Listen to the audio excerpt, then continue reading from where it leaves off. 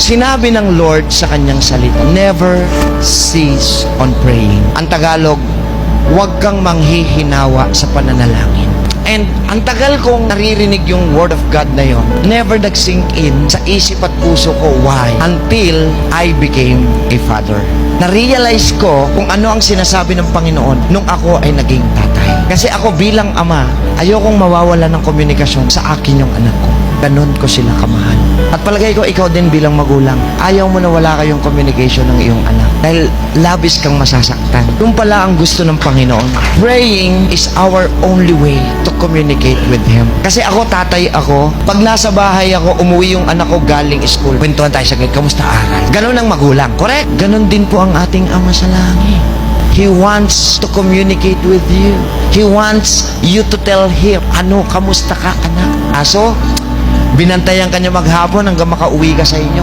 Binantayan, iningatan, at higit sa lahat, pinatnubayan para makauwi ng ligtas sa inyong tahanan. Dahil ine-expect niya bago ka matulog, magkukwento ka sa kanya.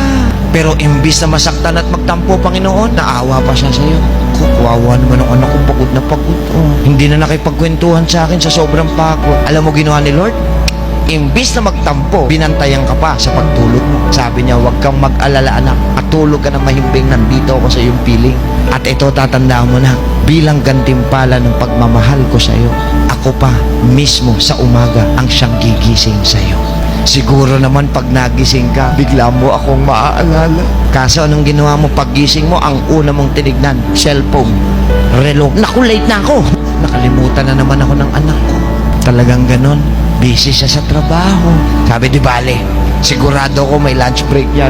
Kasi kakain yan. At naniniwala ako bago kumain yan, kakausapin ako niyan, magpapasalamat siya sa ibinigay kong pagkain sa kanya. Kaso dahil nagmamadali at break lang, anong pray-pray, kain.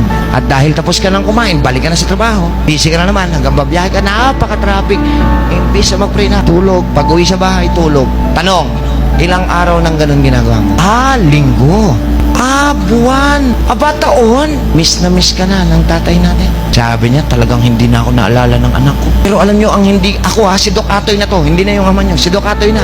Ang pinagtataka ko, mas busy pa pala kayo sa akin. Kasi hindi kayo makapag-pray, sobrang busy nyo. Mas busy pa kayo kay Doc Atoy na may 300 na pasyente araw-araw. Believe ako sa inyo, busy kayo kaysa sa akin.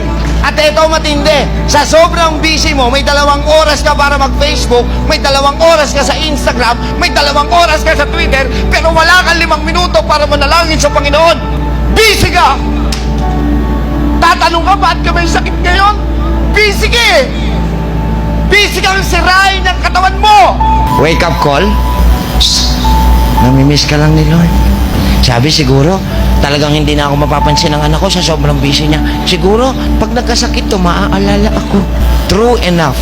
Nung nagkasakit, Panginoon ko. Bakit ko sinasabing never cease on praying? Because I want all of you to know that the Lord God really answers all our prayers. Amen?